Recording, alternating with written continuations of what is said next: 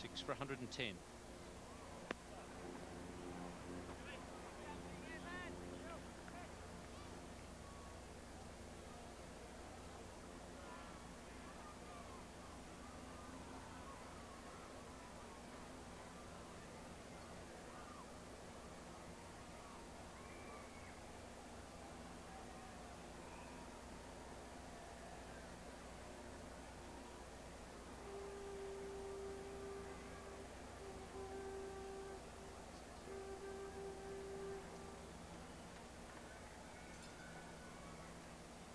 Glenn McGrath had a very long spell this morning and a very successful one. 9 overs, then another 6 overs after lunch. 3 for 41. That's expensive for Glenn McGrath in this series. At 10 for 27 in the first Test match. And it's going to be Brett Lee to replace him.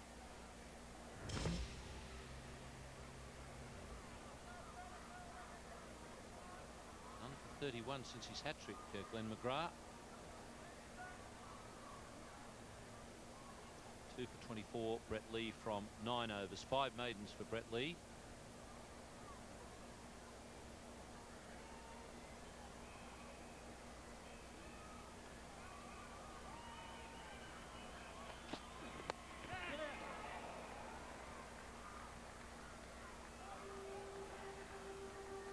Running is pretty leisurely for a team that's struggling to make runs. Yeah, there's no real, as we talked about over in Brisbane, now in Perth, the intent there. Now you want to show that you're in a contest. I'm fighting, I'm going to scamper up and down the wicket, and pushing, looking, and they're the type of things you're saying. And just pushing here, we just see them, just a general jog. Ridley Jacobs probably wants to get the majority of the strike, but still try and put some pressure on the fields. We might create a fumble, an overthrow, some pressure on the opposition.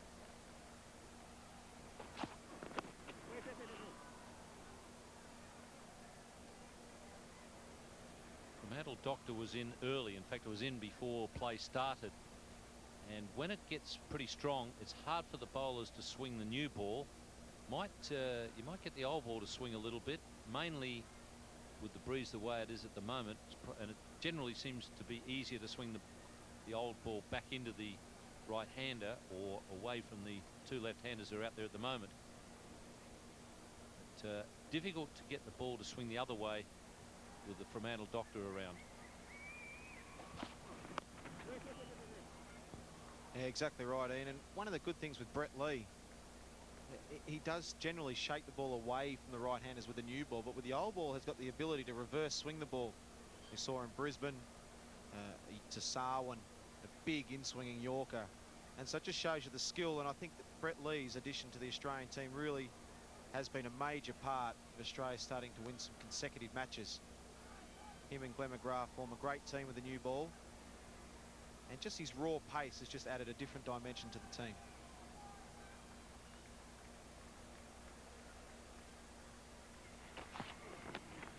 There we saw a bit of that raw pace.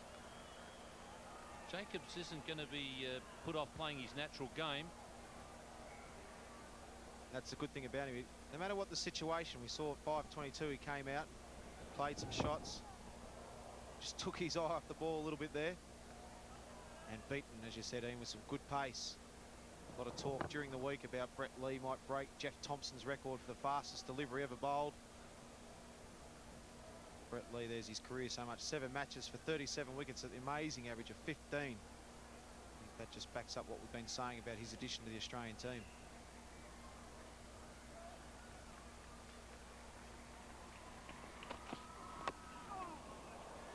Not quite where he wanted it to go. On that occasion, Ridley Jacobs was pushing a bit harder with the running.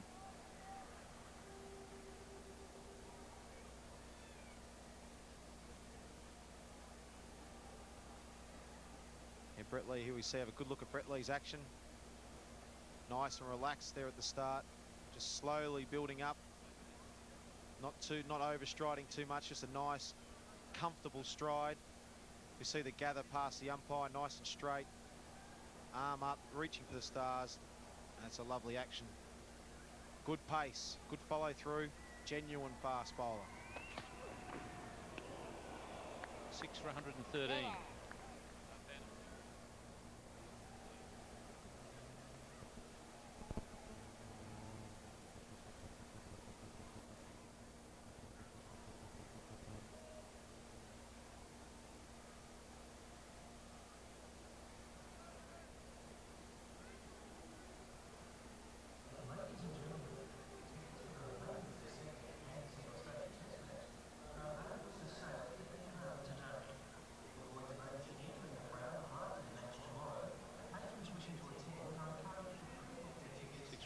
13, the West Indies. Ridley Jacobs on 47, Nixon McLean on 6.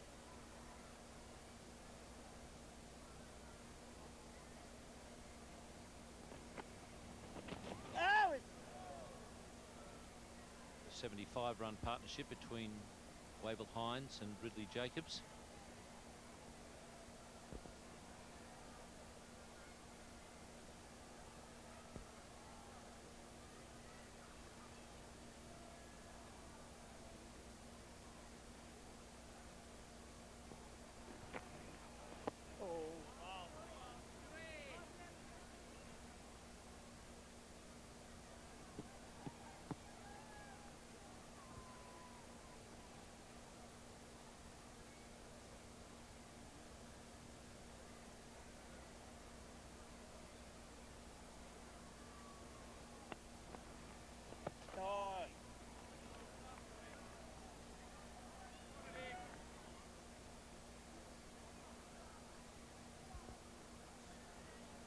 Stu McGill just working his way towards the stumps now.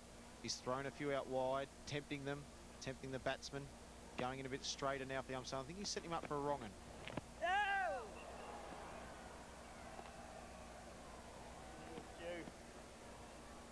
It's interesting to look at Stuart McGill's pace around about the 80-kilometre mark most of the time. A little bit of variation between, say, 78 and 81. Roughly the same sort of speed. I was watching the new young leg spinner from Pakistan.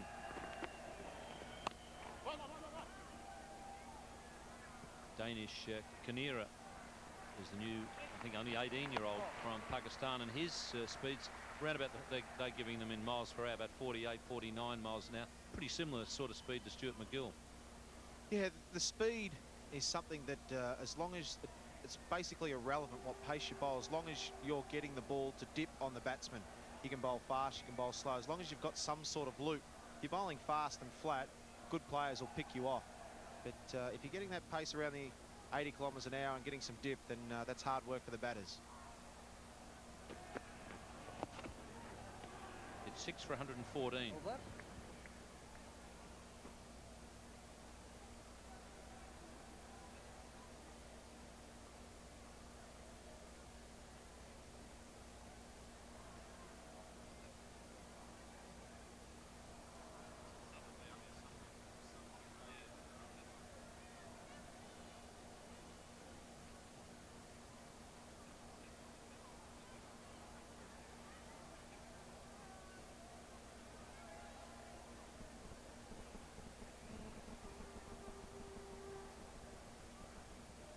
.48 to Ridley Jacobs, 6 to Nixon McLean. West Indies 6 for 114.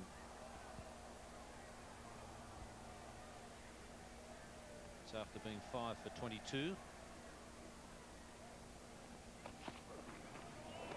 Well, I don't think he's watching the ball properly out of the hand, Ridley Jacobs. He's getting caught in two minds. Yeah, that's exactly right, Ian. Here he is. He sees the ball short, then just takes his eye off the ball, and he gets some real trouble. He's talking about fast bowls and bowling genuine pace. As a modern day player, we hear the legendary stories about Jeff Thompson. There's a lot talked about this week about Brett Lee bowling the fastest delivery. We've got the stories we hear about one bounce into the sight screen from Jeff Thompson against the Poms. Yeah, I mean, I guess you do tend to support your own era. I think that's typical of any cricketer. I think most cricketers tended to support their own era when it comes to arguments about fastness and so on. But I've never seen anybody as lethal as Jeff Thompson. There might have been other blokes. Michael Holding, I thought, was probably pretty similar in pace. But it was for 2.5 years before he busted his shoulder, Jeff Thompson was the most lethal fast bowler I've seen. He bowled one here at the Wacker against England in 74-5. Went straight over Rodney Marsh's head. He had absolutely no chance. The ball bounced just under the sight board, bounced probably only a metre in front of the sight board. And the mistake the English batsman made, I think it might have been Keith Fletcher, he watched it all the way. Oh, and that's hit him. No ball was called. But Nixon McLean, once you don't watch that ball properly out of the bowler's hand, you're in trouble, and you're going to get hit and then you start taking your eye off the ball, you're in double trouble. It's just what we're talking about, isn't it? The short ball. Got to keep watching it. Nixon McLean there was just beaten by pure pace. Right on the money from Brett Lee. Fast bowlers would love this stuff. It's not nice for anyone to see, whether you're Australian supporter, West Indian supporter, anyone. You don't like seeing anyone getting the hit in the head. It's hard to imagine play without helmets. If he didn't have a helmet on there, he could have been in real trouble. I'm here to tell you, mate, when you haven't got a helmet on, you've got a vested interest in keeping those feet moving very quickly, and you get inside the ball. And I mean, a lot of people say to me, it's amazing that you played without helmets, but there were very few guys that were hit without helmets, and I think it has a lot to do with that. You've got a vested interest in not being hit, and I don't know whether you put it down to poor coaching, or whether perhaps once you put a helmet on, the player, you know, sort of thinks, oh well, if I do get hit, it's not going to be too bad, and that perhaps causes a bit of a laziness in the footwork. Maybe it's a combination of those two things, but I can assure you, Shane, if you haven't got a helmet on, you have a vested interest in getting those wheels moving very quickly. Well, that one, certainly if he'd played it the same way without a helmet, he would have been in deep trouble. And I think wisely, going for a new helmet, that's probably could well have cracked the grill. The reason why I said that it was a big mistake for the English batsman, whoever it was, to watch the ball of Tomo's, because when he saw where it landed, I think the thought that went through his mind was, what if that had been straight at me, as that one was, and that you could just see the colour drain from his face. And I think that delivery was the second test of the series, and I think that delivery probably did more good for us psychologically than any other that Tomo. I think he finished up with 33 wickets in 4.5 tests, and I think that was the one that did the most psychological damage. About Rodney Marsh, was it 4 byes? That was the other part of the story that I was going to say. Rodney was very, very annoyed with the wicketkeeper, and you've dealt with Rodney a bit when you were at the academy, and you know that Rodney, when something's on his mind, he usually expresses it fairly bluntly, and he let the umpire know what he thought of his decision to call it 4 byes. The good thing about that was, because we needed Rodney in the team, he was so far away from the umpire didn't actually hear what he said in here. Brett Lee, fast bowler, now the new helmet. Does he go for another short one? Try and mark the new helmet. We go for the fast Yorker and knock the stumps out of the ground. Nixon McLean there, the questions be going through his head. And bowl it straight at my head. He's going to try and knock the stumps over. Watch the ball. So have you been hit in the helmet? Do the bells ring, or what happens? I've been hit in the helmet. Wasim Akram hit me in the head in Sydney, and I went for a single, and Paul Rifles at the non-striker said, no, stay there. So it did ring a little bit, but I was lucky where it hit me. It was okay.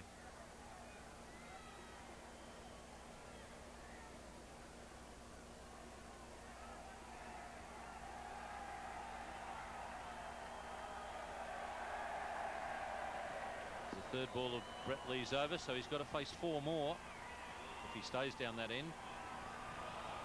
Now we've got a problem. The third man wasn't in position. In fact, the third man had his back to the play. The umpire was more alert than the third man fieldsman. Well, the last few overs I've seen the umpires on the ball. Jackie Hampshire, Peter Parker, a couple of dead balls. Stuart McGill down at third man. It's running down, and Brett Lee was halfway through his run. Hand went up. Well, everything's ready to go now. What's it going to be? Well bowled. Right up in the block hole at 150 k's, but it might mean that he gets thrown out of the fast bowlers union, bowling a Yorker after that. Tomo probably would have bowled another one at the helmet or the head. Brett Lee, 150. Fastest for the day, 150.5. Getting a good bit of rhythm up here. Put his tail up a little bit. Just put a tail ender. Hit him in the head. Tail up, confidence up. Looking for another wicket. Looking good. And he hasn't picked the slower ball. That's very smart bowling. He can't believe that he got the bat down in time. Well, sometimes things happen that are funny. Nixon McLean didn't see the funny side. He didn't know where it was. Really did deceive. That's a big difference, 150 to 95. See, he's got a couple of different slow balls, Brett Lee. This is the one out the back of the hand. Nixon McLean thought it was a beam ball, the doodle bug. Adjusted pretty well in the end.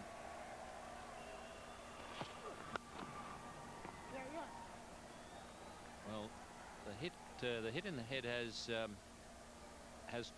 worried him a little bit because he took a long time to call for a single there. 6 for 117.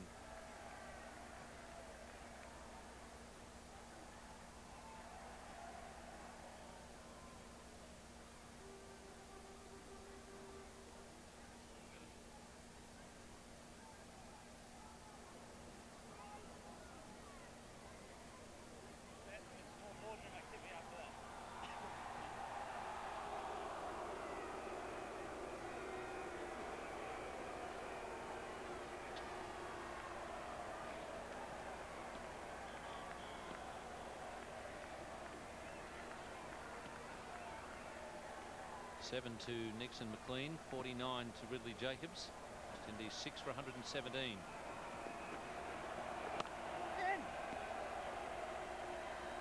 I think we might see Nixon McLean play a few shots. Might be a little bit shaken up now from Brett Lee. Stuart McGill bowling about 80 or 90 km/h slower. Might fancy his chances here, Nixon McLean. Get away from the quick, face the spinner. Maybe launch him into the stand.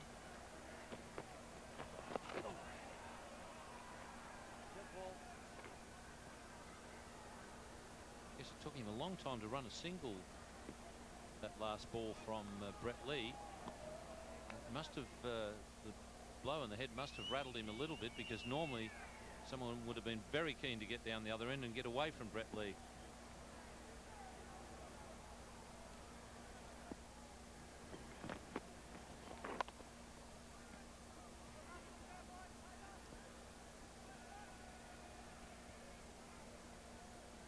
McLean being a little bit deceived there by Stewie's wrong'un. Stuart McGill's got a good wrong'un. It's a good turn.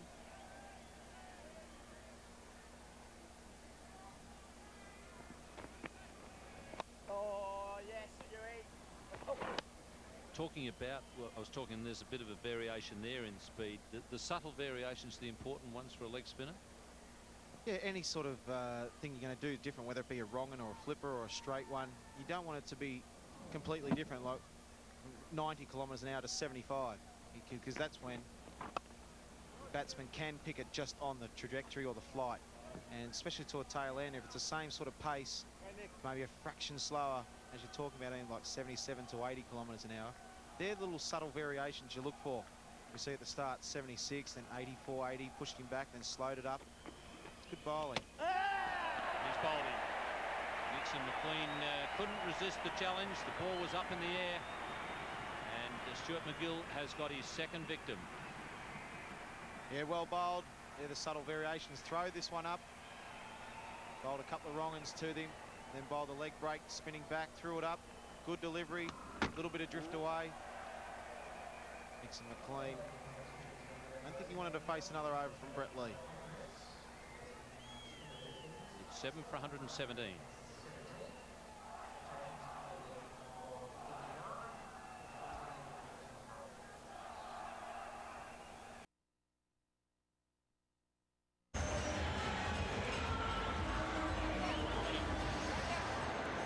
So India still to get a run on the board. Good start. Sehwag, the man on strike. And did that carry? Just died to this edge. The line was very, very good. Brought Sehwag forward, and just not carrying. As we emphasized before, didn't have the best day yesterday, Cameron Coffey. But just the fact that 50 overs were bowled yesterday on this pitch, bounce would have gone out. It's just a little bit of a strapping of the right elbow of Cameron Coffey. Nothing too serious though. A good first delivery, bang on target. And again, drawing the batsman forward. Sehwag will be a little tentative. 35 wickets in 34 matches. Good economy rate, just under 4.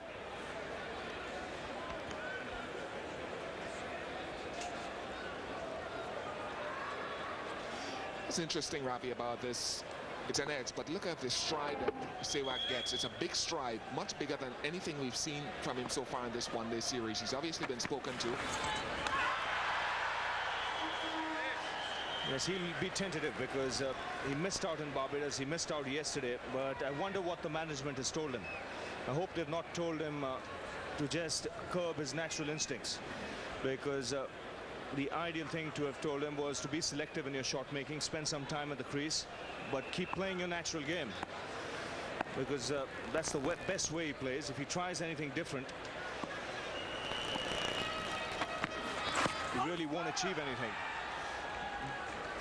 I think the other point is that he's got now trying to hit the ball on the up on a couple of occasions.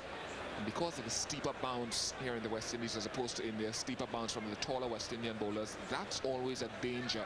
So he's just got to wait a fraction longer. Likes to hit the ball in the air. Just wait for the ball to be a fraction closer to him. Get himself in as well, and he'll find that his shots will start coming a little easier.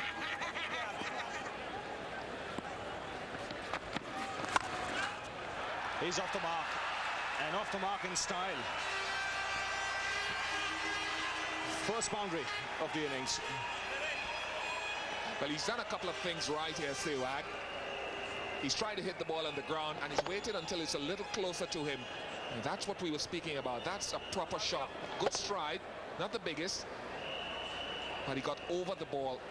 So the first boundary, first run of the morning, coming up in fine style for India.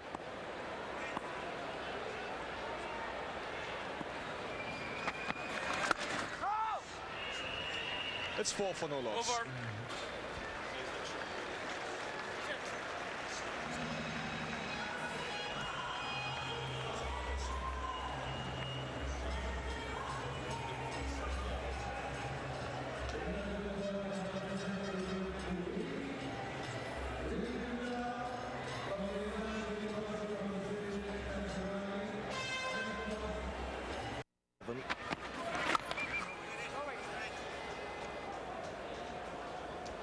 The options were there for Sourav Ganguly. Probably stuck with Tinu Yohannan and Ashish Nehra instead of maybe Mohammad Kaif.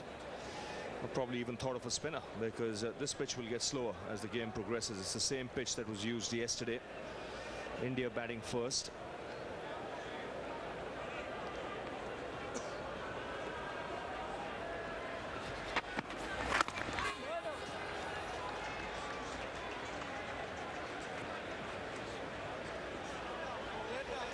Plenty of support for the Indian team as well. A lot of supporters have made their way down from the United States to watch the cricket. In fact, all parts of the United States.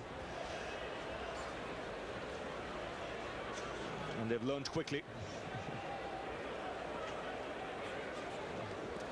Well, that'll wake anybody up. Certainly woke me up.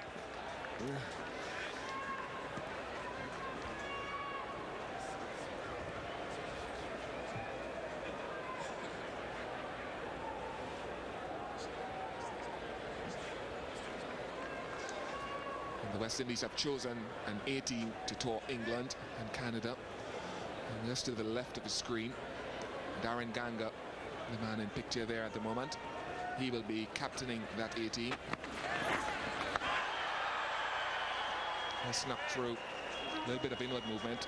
He's been working very hard along with the West Indies team at their practices so far. This is the last delivery. He's managed to keep a very upright seam, and there's still a little bit of movement here. This one coming back in to Ganguly. That's driven down the ground. Second boundary for Sehwag. Once again, not trying to hit the ball too hard, just getting himself into a good position. And slightly over pitch from Cameron Coffey. Doesn't always get so close to the batsman. But he hit straight through the line, and the key is hitting down the ground, very straight and along the ground for Sehwag. And this is the last ball of the last over. Pretty safe. Now that's really hit hard.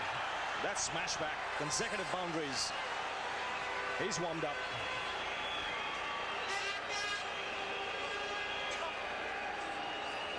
Well, he so often got very good control over his length, but this is, well, it's just a half volley.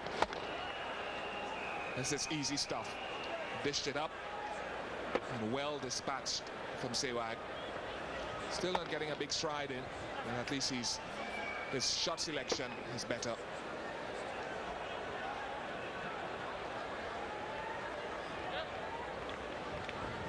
So he's done the bulk of the scoring.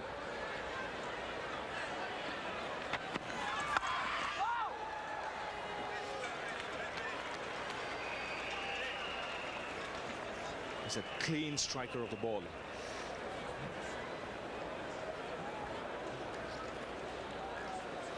Plenty of cricket being played. England bouncing back nicely after that first test match at Lord's, winning by an innings and 111 runs. That's a great boost for English cricket. Comprehensive victory.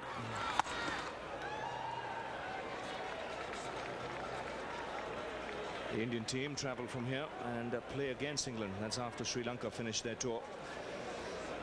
So the English team will be upbeat with this performance. So not much of a rest for the Indian team. Just 2 weeks back home and then off to England.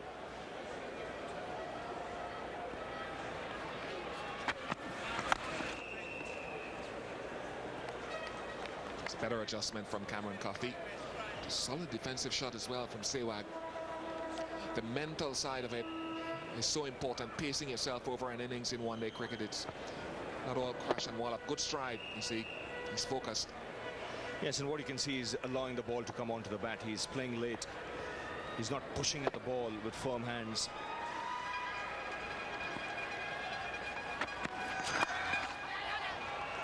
Mid-on's a lot straighter now. So just a single, but a good over for India. 9 runs coming off it, 20 for no loss.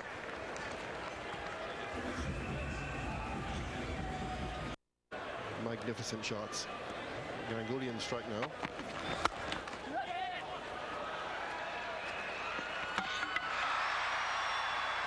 That's done some damage.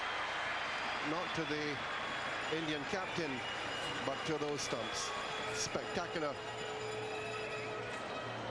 return from Cullimore, but Ganguly well home. Yes, the West Indian feeling is right on top there, and the Indian captain once again showing that he doesn't drag the bat in, but just puts the bat in. There it is, just put the bat in. Sometimes it can be dangerous.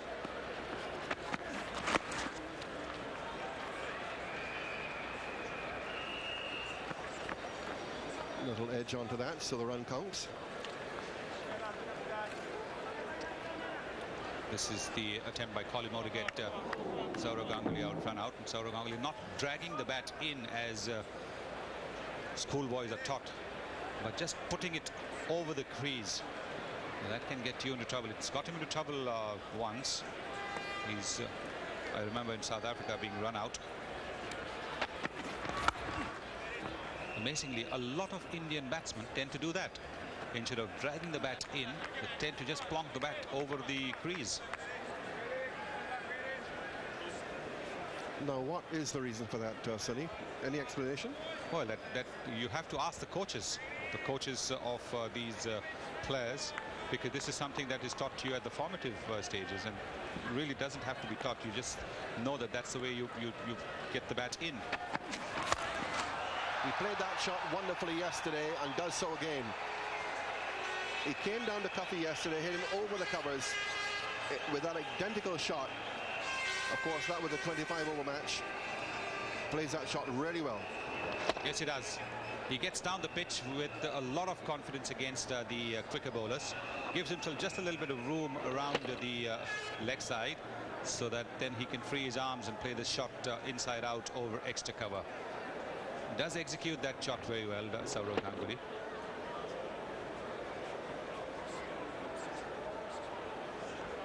So good solid start here for India, perhaps even more than solid. 37. Last ball of over number 8 now. And it remains 37 without loss. It's over.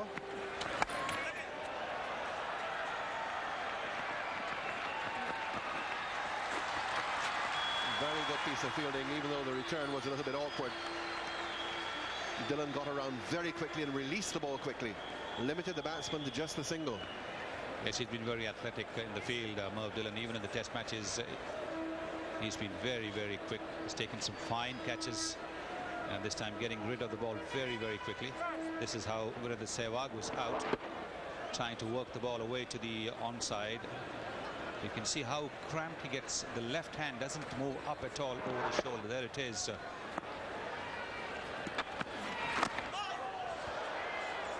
Very nearly back onto the stumps. Cries of anguish from the West Indians. This is the second day pitch, playing it just a little bit lazily, Dinesh Mongia.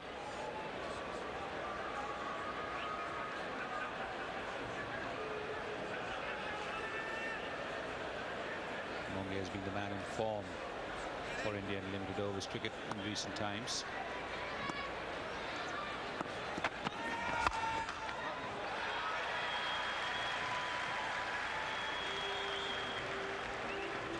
There's the Indian card. Tendulkar back today. Missed yesterday because of a sore shoulder.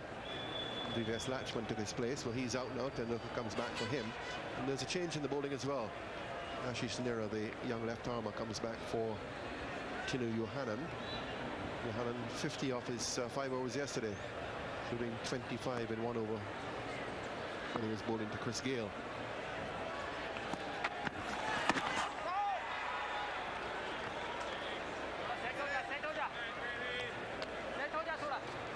Well, you can hear Saurav Ganguly speaking to him in Hindi from the non-striker's end. He's saying to him, set Hoja, which means get set before trying to play shots. He's telling him, get set a little bit before playing those shots, trying to play the flicks, everything. Ganguly knows that yesterday India got a little carried away, lost their wickets.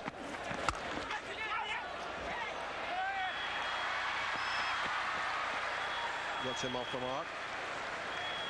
Hit it pretty well. A good save by Cullimore. Moving to his right from mid-off, but always a single. Pretty close to Carl Hooper at mid-off over there. But he was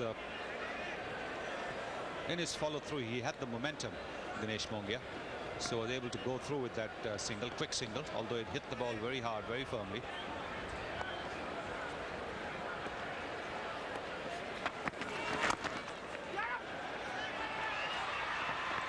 Good running. So 3 runs off the over, 46 for 1 off 10. Game since he's become captain. Let Cuffy go all the way through. Let's see if he'll do the same thing here. This is a 6 over. Yes, some captains tend to use their bowlers for a long first spell, maybe about 8 overs, 9 overs, sometimes the full 10 overs. So it's very hard on quick bowlers running in from 20 odd yards to come in and bowl 10 overs at a stretch. It's hot out here, but a lot of captains believe that it might be better off having them bowl the spell for about 3 or 4 runs and over. Then towards the end, when they might get clobbered for about 8 or 9 wide down the leg side, called by Eddie Nichols.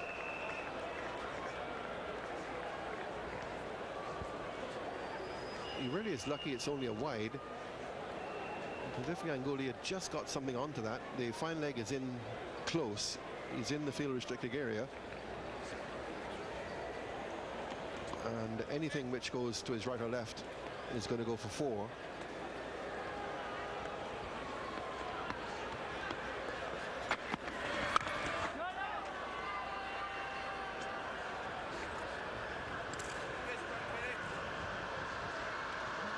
Yes, he's got to be very, very accurate, Cameron Cuffey, particularly when the captain brings that fielder close in the circle at fine leg. Because even off the pads, it doesn't necessarily have to be off the bat. Even off the pads, the deflection can go for a boundary.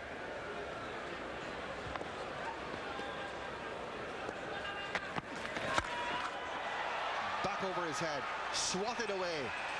Disdainful shot. Cameron Cuffey here being unusually expensive. Well, quick bowlers do really get bashed around a bit in limited overs cricket. No respect shown to them by the batsmen. With the field restrictions on, their hands are tied. But they do have one bouncer that they can bowl in the over now. Earlier on last season, they couldn't even do that. There's no one out there. So long chase here for Lara.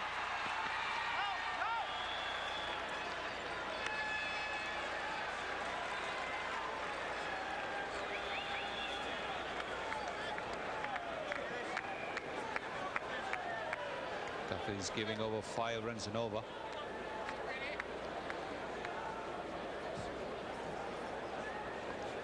Yes, almost 5.5 now.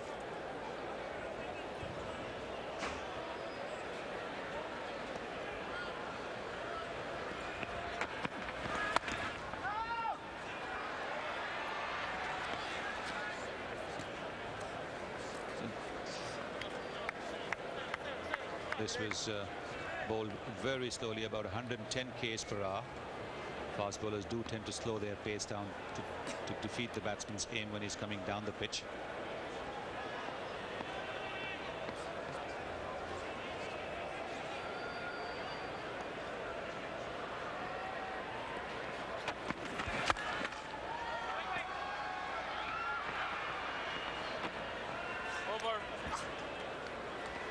In Sir Cuffey's 6 over, it's 58 for 1. Cameron Cuffey somewhat expensive today, which is unusual. 6 overs for 30 today.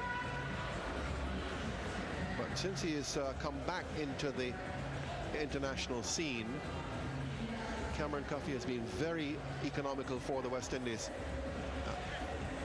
Runs per over under 4. In fact, before this spell, he was above Pollock and Murali. Came back into the team after quite a long layoff in Australia on the 2000-2001 tour. Brought in for the 3-way one-day series there. 53. And quick between the wickets. I think one thing with these two, the running between the wickets will improve immensely. One ball from wide of the crease with a missed leg stump. Kemph also very quick between the wickets, so he'll push Tendulkar. It'll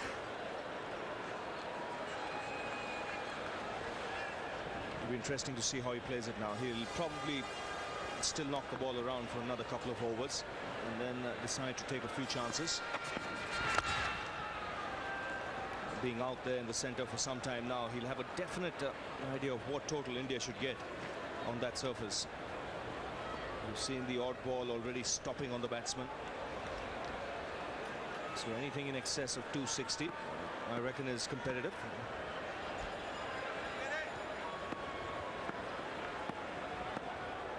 All these players still to come can be useful lower down the order.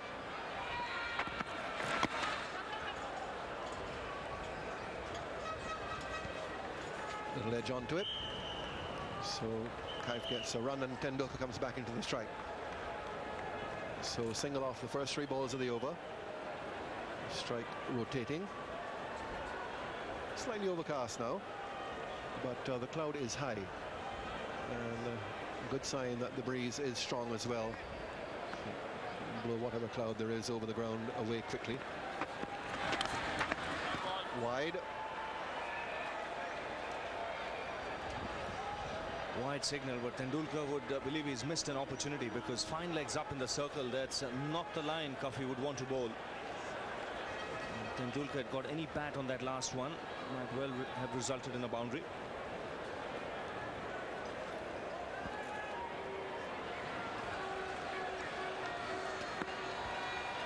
And there's that cloud, some over the ground as well.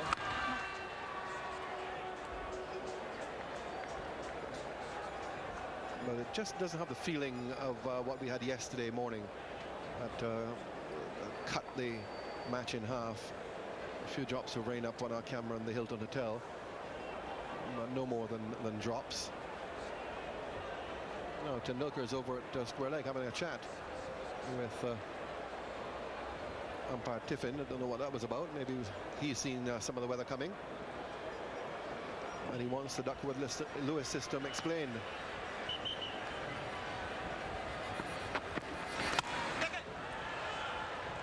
I'm sure, Tony, he was asking him about something of that sort, because he might want to change gears here.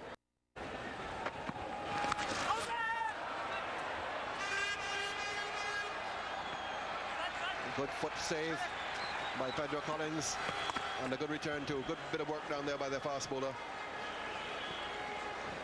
Yes, that's not where Tendulkar was intending to play the shot.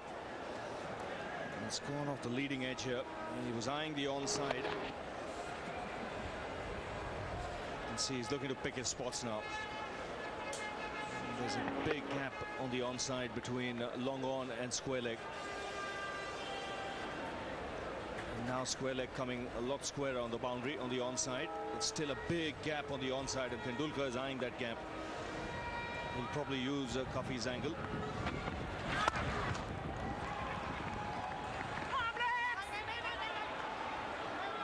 The running will get pretty well frenetic now, and a tremendous throw.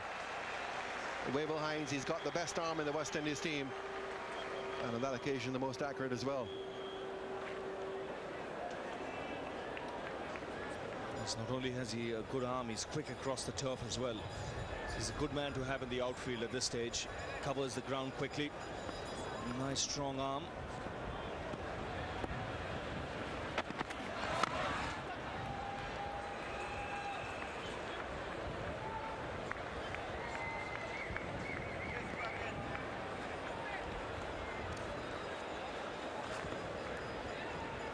We've got 4 off the oval already. Oh, 3 deliveries. So runner ball will get India to just under 260. They need more than that. They need a couple of good overs, and that'll happen if Tendulkar stays in the middle. He was shaping. He was just positioning himself to hit it over the infield on the leg side. Almost as if he was going to go into a sweep. Yes, fine legs up in the circle, and he's looking to pick his spots here. That's good bowling. It's just the delivery you want to bowl consistently in the final overs. Even if it's Tendulkar, the only place he can hit that ball is down the ground.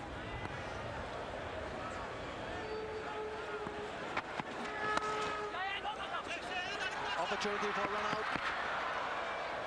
Tendulkar is so quick. Even if the throw had hit the stumps, Tendulkar probably would have been home. There it is, Chandapal. And he would have been, and that's really swift running. See, looking to improvise, and Cuffy bowling it wider. Well, that's one of his great strengths. Apart from his batting, he's an extremely good runner between the wickets.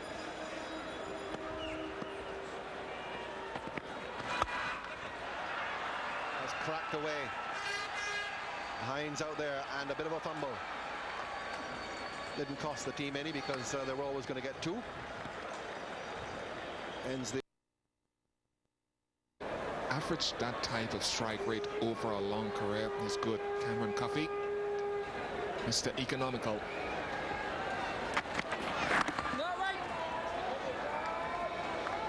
Now he's got to follow up, Mervyn Dillon, and he's got to build pressure. He's very good at doing it, as the runs per over column will emphasize. Doesn't pick up a lot of wickets.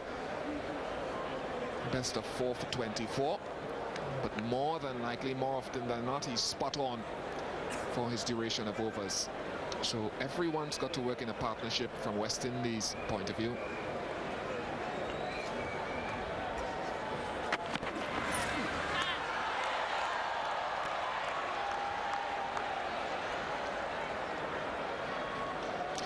It's the type of delivery that Sourav Ganguly normally likes. He likes that room towards the offside. And just a little bit of extra bounce with this new ball. A little bit of movement.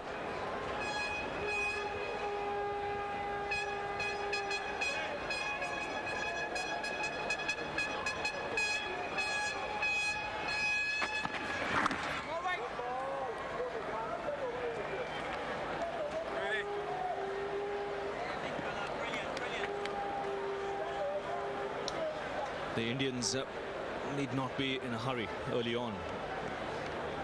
They bowled out West Indies for 186. They've got 49 overs to get the runs.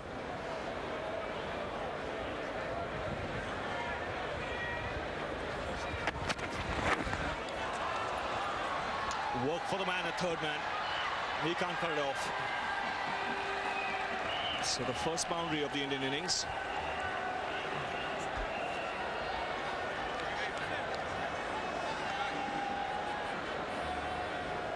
He played this very well, just at the last minute, soft hands, just trying to angle it down, keep it away from the second slip. A little bit of movement. Just look at this, just going down, opening the face of the bat from Sourav Ganguly. So close.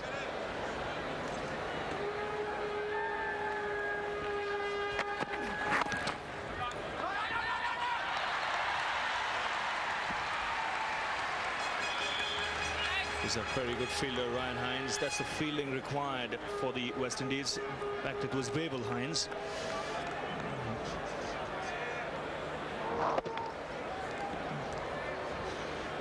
Both the Hines, excellent fielders.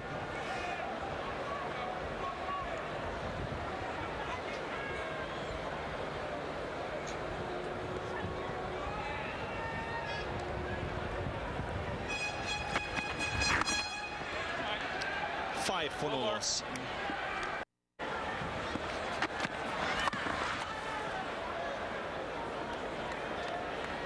Just a couple of times, the ball just not seeming to come onto the bat. When Ramnir Sarwan was batting as well, he attempted a few cut shots.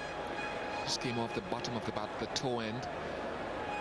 Just on occasions, not quite coming on as the batsman had anticipated.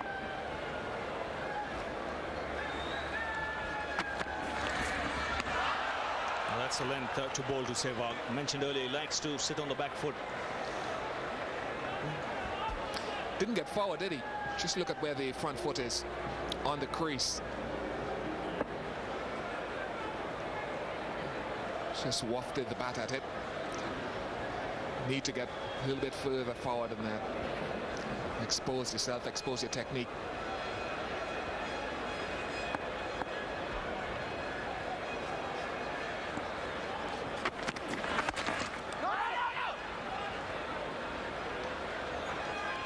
Very wristy player. He's got a high back lift.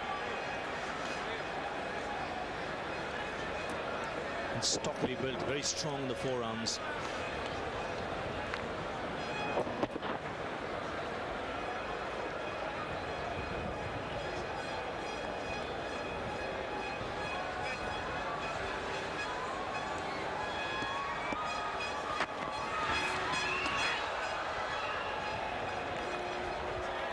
He's flirting with danger.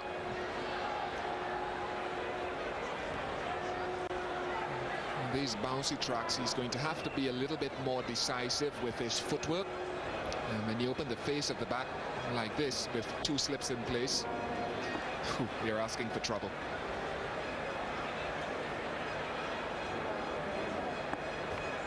Yes, and the fact that he's not played international cricket in the last 3 months will make him tentative. He needs to spend some time out there in the middle. Probably that could be one of the reasons why the Indians have sent him out, because they're not defending a big score, the West Indies, so the pressure would not be that much on Sehwag.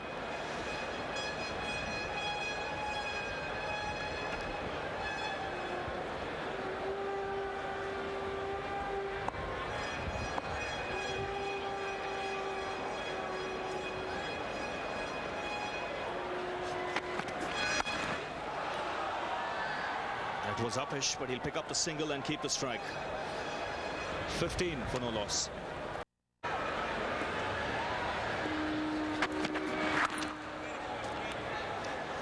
Thank you. And one of the other problems the West Indies will have to address is the depth in their bowling department.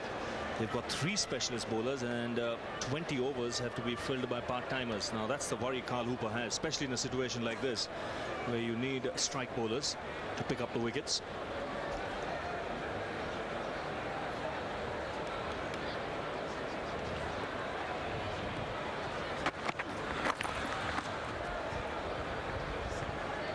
You're absolutely correct that that in itself will present a problem. He's got Coffey, Collymore and Dillon, who are his frontline bowlers, frontline seamers, but then he's got to fill the next 20 overs with himself, with Ryan Hines, probably a little bit of Wavell Hines, and Chris Gale if necessary. Now those aren't strike bowlers, those people aren't wicket-taking bowlers. A lot of their effect will depend on how Coffey, Dillon and Collymore bowl, how many wickets they pick up early to create some pressure for these guys to survive on.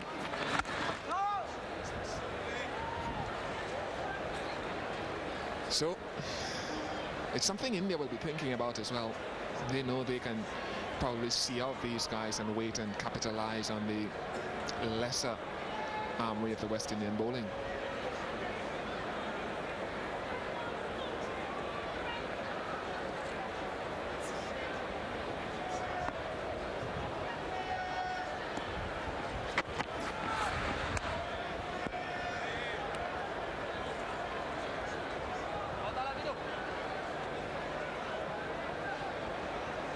Well, even for Coffey now there is a gully.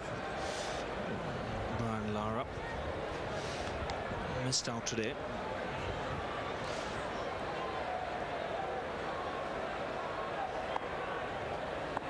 Just said in an interview while you're still in Jamaica that he needs to keep playing through the pain barrier to get the full healing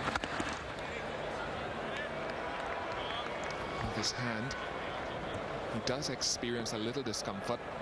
He has been advised that he needs that left hand with the band around it. He needs to continue playing through whatever little pain there might be in order to get back to that 100% feeling. Just a little bit of an excruciating time for him, literally and figuratively. That's crashed off the front foot. No messing around there for Sehwag. Boundary to end the over. 22 for no loss. He'll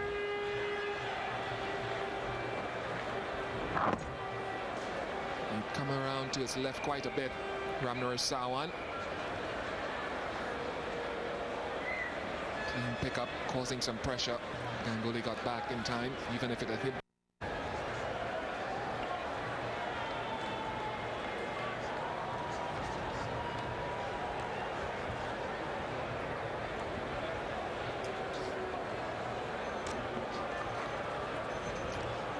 For no loss. Cameron Coffey will continue, and in the commentary box Tony Kozia, and with him Sunny Gavaskar. Thank you, Ravi.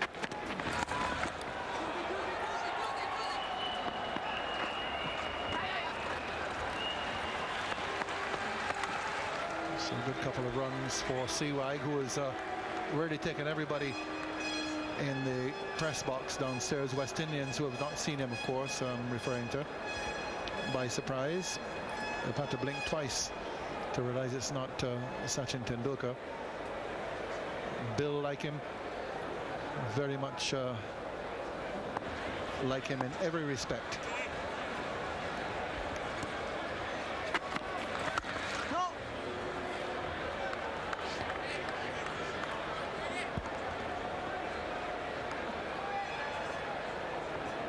Yes, plenty of similarities in the way they approach the batting as well. Plays the straight drive as well as Sachin Tendulkar does. He can loft the ball a long way, equally at home against pace or spin.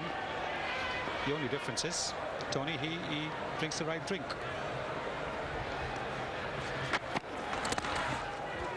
That could well go away. Long chase around now for Sawan. Just picks it up inside the boundary. Leg byes. I don't know what to make of that, that he drinks the right drink. I know there's another difference as well, of course, that he hasn't got 11,000 one-day international runs or 8,000 test runs. That is true, but in terms of similarity. There it is. Sachin and Sehwag, the who's who of Indian cricket. Raja and Nannu. I guess Raja and Nannu are also like Sachin and Sehwag.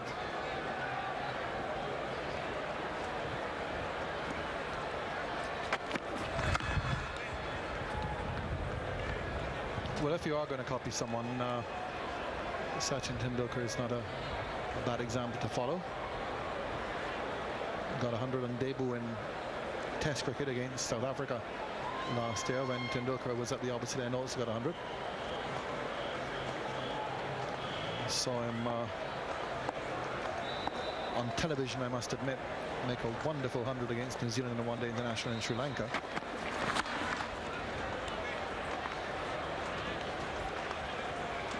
Of course, he was the center of all the controversy, all the hoo-ha over match referee Mike Dennis's disciplinary action against him and other Indian players in South Africa on the aforementioned tour. There's that 100 I was referring to against New Zealand. Three-way series in Sri Lanka last year. It's gone over the top. Just. Lara couldn't get back in time. He was about 5 or 6 yards within the field restricting area and couldn't make it. 31 without loss.